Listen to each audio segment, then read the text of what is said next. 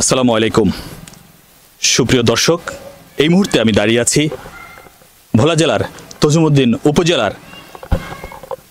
এটা কি পড়বো আমি খুঁজে পাচ্ছি না। এটা কি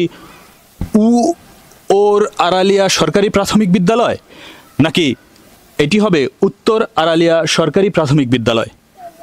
সুপ্রিয় দর্শক, আমি যখন এই পথ দিয়ে হেঁটে যাচ্ছিলাম ঠিক সেই মুহূর্তে এই দৃশ্যটি আমার চোখে পড়েছে। আপনারাই বিচার করুন, এটিকে এই স্কুলের যে সাইনবোর্ডটি আছে এই সাইনবোর্ডের লেখাটি সঠিক কিনা সেটি বিচার্য বিষয় আপনাদের। আমি আপনাদের সবার কাছে প্রশ্ন করতে যাচ্ছি যে এই স্কুলের যে নামটি লেখা আছে এটিকে আমি কিভাবে পড়ব? ওর আড়ালিয়া সরকারি প্রাথমিক বিদ্যালয়, নাকি এটি হবে উত্তর আড়ালিয়া সরকারি প্রাথমিক বিদ্যালয়? সুপ্রিয় দর্শক, আমি পাশেই এই স্কুলের একজন ক্ষুদে শিক্ষার্থীর সাথে পরিচয় হয়েছে। তোমার কি নাম? আব্দুল আহাদ। আব্দুল আহাদ, তুমি কি এই স্কুলে পড়াশোনা করো? জি জি। তোমার এই স্কুলটার নাম কি? উত্তর আড়ালিয়া সরকারি প্রাথমিক বিদ্যালয়। জি।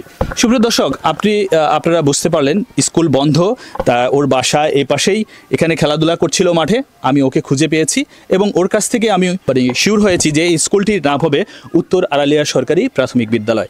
কিন্তু একটি স্কুলের সাইনবোর্ডে যদি নাম ফলকে যদি এভাবে ভুল থাকে, তাহলে এই স্কুলের শিক্ষক এবং যারা এই স্কুলের সাথে সংশ্লিষ্ট আছেন তারা কতটুকু দায়িত্ব সঠিকভাবে পালন করছেন, বা এই সমস্ত ভুলগুলোর দায়িত্ব কি তারা এড়িয়ে যেতে পারেন কিনা, সেটাই আমি আপনাদের কাছে প্রশ্ন রেখে গেলাম।